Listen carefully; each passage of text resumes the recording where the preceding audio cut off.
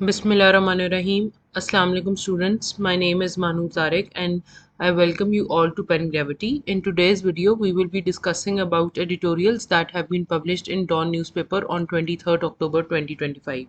As you all know that Dawn newspaper consists of various parts जिसमें हमारे पास editorials भी होते हैं और opinion भी होते हैं. On daily basis 3 editorials आते हैं और 4 opinions आते हैं और editorial की video forms में जो lecture और analysis हैं वो हम अपने channel के ऊपर publish करते हैं और जो opinions हैं वो सिर्फ उन students को video form में मिलते हैं जो हमारे साथ registered हैं. So if any one of you wants to register तो वो given number के ऊपर register करवा सकते हैं. Now let's discuss today's editorial. The first editorial is heart state approach. अब इसमें हम क्या बेसिकली बात करने वाले हैं कि आप सबको पता है कि तहरीक लबैक पाकिस्तान जिसको हम TLP कहते हैं ये एक रिलीजियस पार्टी है और इसने क्या किया कि गाज़ा मार्च के या आप कहें कि जो गाज़ा से अफिलिएशन शो करने के लिए इन्होंने एक मार्च की जिसमें इनकी कंटेंशन क्या थी कि ये इस्लामाबाद में जो US की एम्बेसी है उसके सामने जाके ये प्रोटेस्ट करेंगे. तो अब क्या था कि स्टेट क्योंकि अब आपको पता है कि US एम्बेसी जो है वो किसी और स्टेट की एम्बेसी है और ये बेसिकली एक ऐसे रीजन में फॉल करती है जो कि आप कह लें कि रेड जोन आता है या एक ऐसा रीजन है जिसकी सिक्योरिटी हमेशा हाई अलर्ट होनी चाहिए. तो कोई भी स्टेट इस तरह की कोई भी एक्टिविटी अलाउ नहीं कर सकता. इसलिए क्या हुआ कि जो पाकिस्तान के अंदर एडमिनिस्ट्रेशन है उन्होंने इनके अगेंस्ट एक क्रैकडाउन जो है वो बहुत मैसिव लेवल के ऊपर किया जिसमें इस तरह की वायलेंट टेंडेंसीज और प्रोटेस्ट को रोकने की कोशिश की गई. अब इससे हमें क्या नज़र आता है कि स्टेट ने इस तरह के जितने भी एक्सट्रीमिस्ट एलिमेंट्स हैं उनकी तरफ एक हार्ड स्टेट अप्रोच जो है वो अडॉप्ट की है ताकि इस तरह की एक्सट्रीमिस्ट टेंडेंसीज को शन किया जा सके. अब इसमें डेवलपमेंट्स क्या होती हैं कि जो गवर्नमेंट है उन्होंने आइडेंटिफाई किया कि जो TLP है उसके फाइनेंसर्स कौन है यानी कि उनकी जो आप कह लें कि जो जितने भी फाइनेंसेस हैं वो कहाँ से आ रहे हैं. और जो इंटीरियर मिनिस्टर हैं उन्होंने क्या किया कहा कि there would be zero tolerance for armed groups in Pakistan जिसमें उन्होंने कहा कि ये जो बरेलवी सेक्ट से ताल्लुक़ रखते हैं इसको इसके अगेंस्ट भी जो उन्होंने कहा कि ये बेसिकली हम किसी सेक्ट के अगेंस्ट कोई भी वायलेंस नहीं करे हम तमाम उन स्टेट्स को या उन फैक्शंस को टारगेट कर रहे हैं जो कि क्या फॉल करती हैं जो कि आपकी वायलेंट हैं या वो आपके स्टेट को नुकसान पहुंचा रही हैं. तो बेसिकली पाकिस्तान की अप्रोच जो है वो क्या है एक हार्ड स्टेट अप्रोच है अगेंस्ट एक्सट्रीमिज्म. अब इसमें प्रॉब्लम क्या आता है कि ये डिबेट भी है और since being the student of CSS और PMS या एस्पिरेंट होने के नाते आप लोगों को ये बात पता होनी चाहिए कि कुछ हमारी होती हैं जी सिविल लिबर्टीज़. ठीक है जो कॉन्स्टिट्यूशनल राइट्स हैं ये हमें प्रोवाइड किए गए हैं आर्टिकल 8 से लेकर 28 तक. अब बात आती है कि यहाँ पे जो कॉन्स्टिट्यूशनल राइट्स हैं उसमें हमारे पास आर्टिकल है 15, 16 और 17. ये कॉन्स्टिट्यूशनल राइट्स किस चीज़ के बारे में बात करते हैं ये बात करते हैं कि आपका फ्रीडम ऑफ मूवमेंट असेंबली और एसोसिएशन होना चाहिए. लेकिन अगर ये कॉन्स्टिट्यूशन के अंदर राइट प्रोवाइड किए गए हैं तो फिर जब इस तरह की कोई भी पार्टी जो है या कोई भी ग्रुप जो है वो प्रोटेस्ट वगैरह करती है तो उसके अगेंस्ट फिर इस तरह के एक्शंस क्यों लिए जाते हैं या उसके अगेंस्ट हार्ड स्टेट अप्रोच क्यों अडॉप्ट की जाती है. तो इसको भी हम अभी फर्दर डिस्कस करेंगे कि वो क्यों की जाती है. अभी आप इस पर थोड़ा सा सोचें इसका आंसर मैं आपको थोड़ी देर तक देती हूँ. फिर क्या हुआ जी TLP का जो रिकॉर्ड था TLP के बिहेवियर क्या था कि हम पिछले एक डेकेड से देख रहे हैं. अब इसमें आपका आंसर इन्हीं सारी डिस्कशन में है लेकिन इसको आपने थोड़ा सा हाईलाइट करना है ताकि फिर इसमें आप मैं चाहती हूँ कि आप में भी एक क्रिटिकल सेंस डेवलप हो ताकि बाद में हम इसके ऊपर फिर डिस्कशन भी करें. TLP का जो बिहेवियर है वो वायलेंट है. हमने पिछले पूरे 10 सालों के अंदर देखा है कि जब भी वो प्रोटेस्ट करते हैं उसमें वो क्या करते हैं कि लोगों की गाड़ियों को नुकसान पहुंचाते हैं सड़कों को नुकसान पहुंचाते हैं स्टेट के इंफ्रास्ट्रक्चर को नुकसान पहुंचाते हैं और वो डायरेक्ट कॉन्फ्रंटेशन में आते हैं विद द स्टेट इटसेल्फ यानी कि कभी पुलिस को ऊपर अटैक कर रहे होते हैं कभी अगर कोई भी स्टेट का इंफ्रास्ट्रक्चर है उसको अटैक कर रहे होते हैं. अब इस तरह का जो वायलेंस है ये उनकी तरफ से फर्स्ट टाइम नहीं हुआ लेकिन इससे पहले हमने देखा कि स्टेट ने एक स्लो इंस्टीट्यूशनल रिस्पांस दिया है इन तमाम एलिमेंट्स के अगेंस्ट. लेकिन इस दफ़ा क्या हुआ कि स्टेट ने एक डिसाइसिव एक्शन लिया और उन्होंने वो क्या एक्शन लिया कि हमने इस एक तो नंबर 1 हम हार्ड स्टेट अप्रोच अडॉप्ट करेंगे. सेकेंडली हम इस तरह के किसी भी एलिमेंट्स को फर्दर जो है वो चलने नहीं देंगे और इसमें फर्दर क्या स्टेट ने कहा एडमिनिस्ट्रेटिव एक्शन उन्होंने लिया कि हम इस पार्टी को बैन करेंगे. हार्ट स्टेट डायलेमा के अंदर प्रॉब्लम क्या आती है? अब हार्ट स्टेट होता क्या है? इसका मतलब होता है कि जब आप लॉ और ऑर्डर को प्रायोरिटाइज करो, आप पावर को यूज करो और स्ट्रिक्ट इन्फोर्समेंट करो, बजाय इसके कि आप उनके साथ निगोशिएशंस वगैरह करो या उनको पॉलिटिकली इतनी स्पेस प्रोवाइड करो कि वो आके प्रोटेस्ट वगैरह कैरी आउट कर सकें। आप कहते हैं हमारे पास जीरो टॉलरेंस है, हम इस तरह के किसी भी एलिमेंट्स को बर्दाश्त नहीं करेंगे और इसके लिए हमें जिस हद तक भी उनको स्टॉप करने के लिए जाना पड़ा हम जाएंगे। अब इसमें क्या होता है कि इसमें क्यों ये सब करना ज़रूरी है? क्योंकि इसमें एक एक्सट्रीमिस्ट एलिमेंट इन्वॉल्व है। अब फिर इसके साथ साथ और मसला क्या आता है, जिसका मैंने आपको कहा था कि मैं बाद में आपको आंसर दूंगी, जिसमें हम कॉन्स्टिट्यूशनल राइट्स की डिबेट को टच कर रहे थे कि जो हमारे पास कॉन्स्टिट्यूशन के आर्टिकल्स हैं, आर्टिकल 15, 16 और 17, वो कहता है कि हर किसी को एक हक है कि वो मूवमेंट भी कर सकता है, असेंबली भी कर सकता है, एसोसिएशन भी कर सकता है। लेकिन इसके साथ साथ इन्हीं आर्टिकल्स के अंदर मेंशन की गई हैं लिमिटेशंस या रिस्ट्रिक्शंस कि कब इन आर्टिकल्स को आप जो है स्टॉप भी कर सकते हो, यानी कब ये जो राइट्स हैं इनको कर्ब भी किया जा सकता है। वो क्या इंस्टांसेस हैं? नंबर वन तो ये है कि आप कभी भी मूवमेंट, असेंबली और एसोसिएशन करते हुए स्टेट के अगेंस्ट वेपन्स नहीं यूज करेंगे। जबकि ये जो टीएलपी है या इससे सिमिलर जितने भी एक्सट्रीमिस्ट टेंडेंसीज और फैक्शंस हमें नजर आते हैं, ये अक्सर स्टेट के इदारों के अगेंस्ट, रियासत के इदारों के अगेंस्ट हमें वेपन यूज करते हुए नजर आते हैं।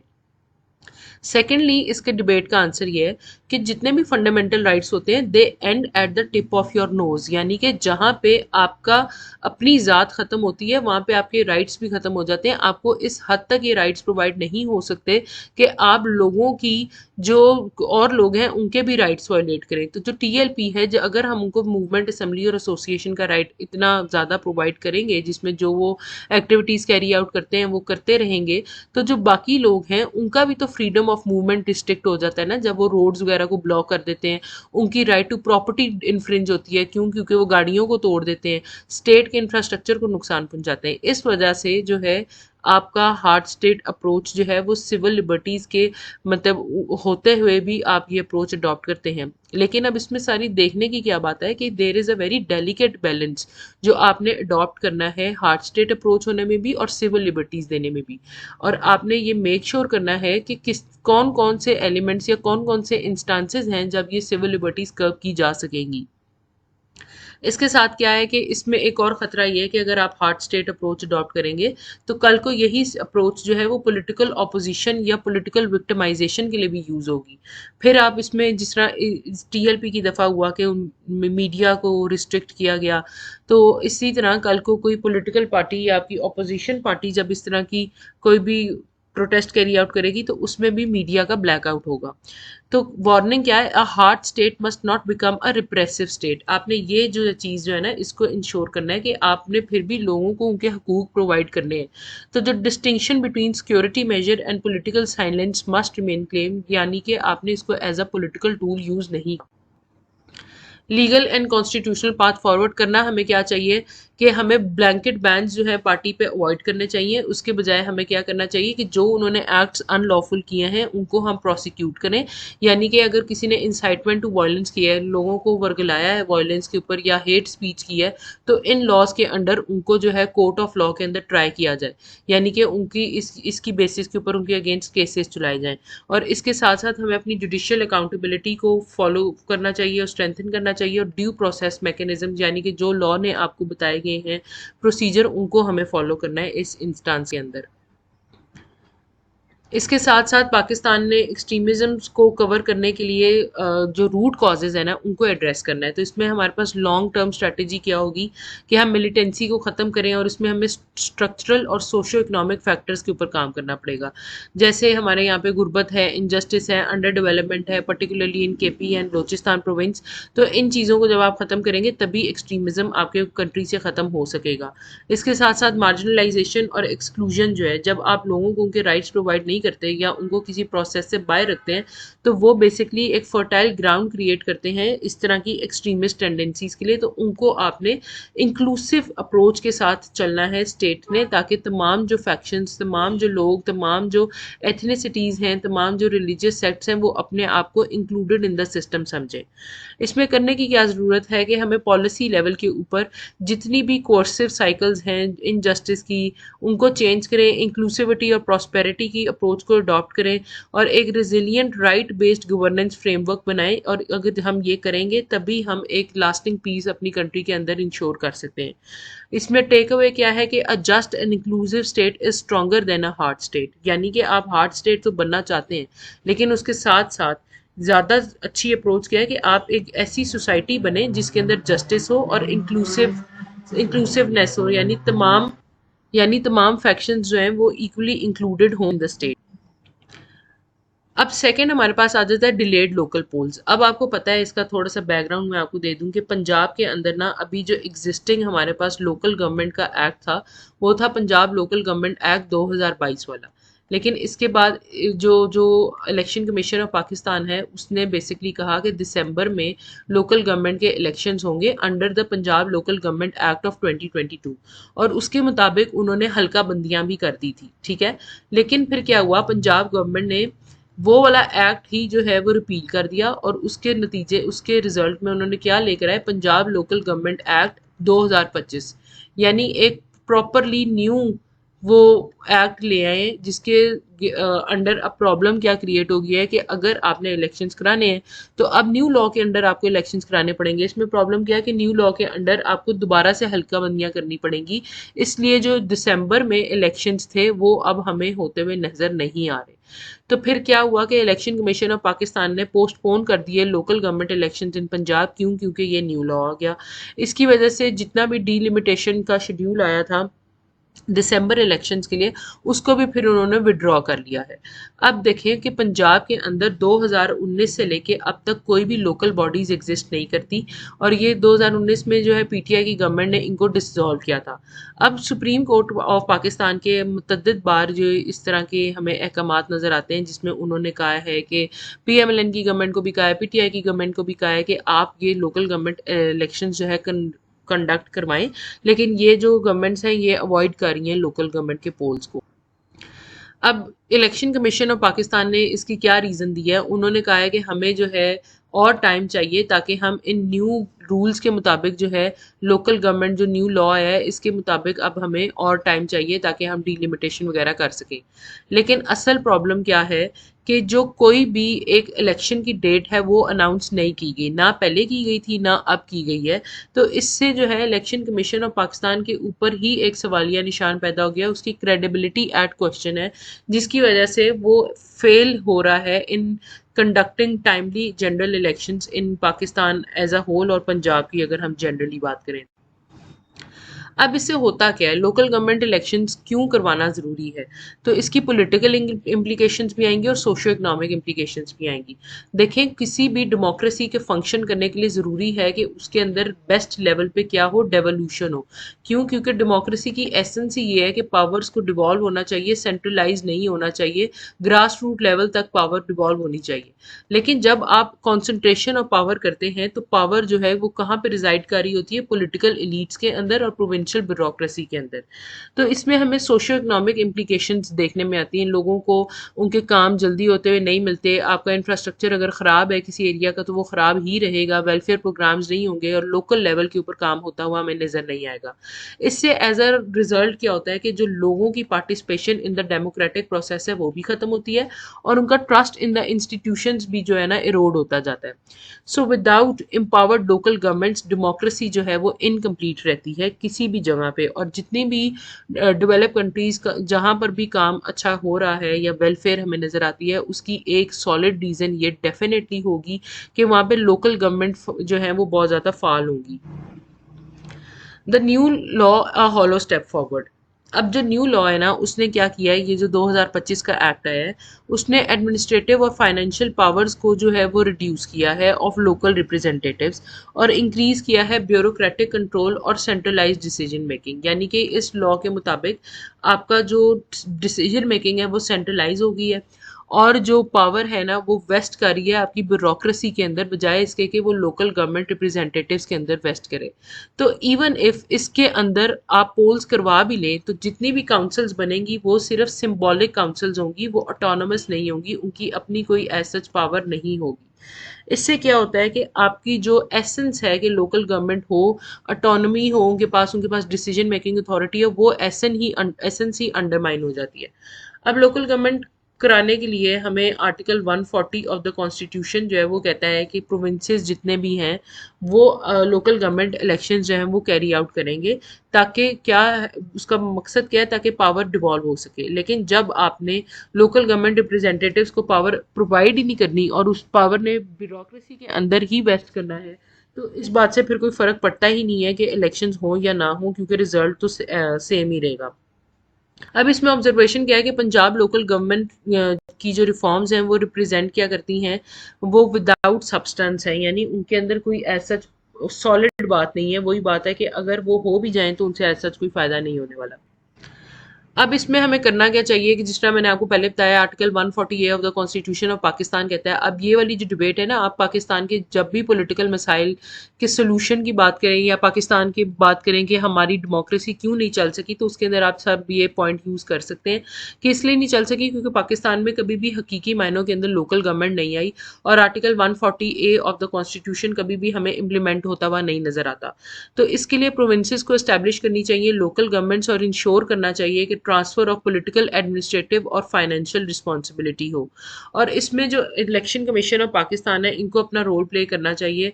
यानी उनको कहा गया है कि उन्होंने 120 डेज में, जब एक्सपायरी ऑफ द टर्म से, यानी पिछली लोकल गवर्नमेंट्स जब एक्सपायर हुई हैं उसके 120 डेज के अंदर अंदर इलेक्शन कराने हैं। लेकिन अब आप देखेंगे 2019 से लेके अब तक पाकिस्तान में इलेक्शंस नहीं हुए हैं। तो इसमें क्या हमें नज़र आता है कि इलेक्शन कमीशन ऑफ पाकिस्तान और प्रोविंशियल गवर्नमेंट दोनों का ये एक, कह लें कि वजह से ये इस तरह की सिचुएशन क्रिएट हुई है जहाँ पे कॉन्स्टिट्यूशनल स्पिरिट जो है अंडरमाइन हो रहा है। इसलिए हमें ट्रू डेमोक्रेसी के लिए क्या करना है, इंस्टीट्यूशनल इंडिपेंडेंस पैदा करनी है, इंश्योर करना है कि there is continuity of local representation, और कमिटमेंट करनी है टू डेवोल्यूशन। ओके, लास्ट में we will discuss hope after defeat. इसमें हम क्या बात कर रहे हैं कि जो पाकिस्तान की वुमेन क्रिकेट टीम है वो किस तरह, उनकी परफॉर्मेंस क्या रही है इस रीसेंट वर्ल्ड कप में। तो हम उनका मैच हुआ साउथ अफ्रीका के साथ। South Africa scored around 312 runs at the expense of 9 wickets 40 overs के अंदर। अब ये बेसिकली जो पाकिस्तान की क्रिकेट टीम है, इनके 2-3 मैचेस तो बारिश की ही नज़र हो गए हैं। तो फिर डकवर्थ लुइस सिस्टम के तहत ये जो आपका टारगेट था वो रिवाइज हुआ, और वो 234 रन उन्होंने 20 ओवर्स में करने थे। लेकिन उन्होंने किस पे फिनिश किया, कितने रन बना सके, 83 run for the loss of 7 wickets. और इसकी वजह से वो सेमीफाइनल में जाने की रेस से जो है वो एग्जिट होगी। यानी कि उनके चांसेस थे कि if they had von this match तो वो आगे चले जाते हैं, लेकिन वो फिर हार गए, तो इसलिए उनका जो वर्ल्ड कप का सफ़र है वो ख़त्म हो गया।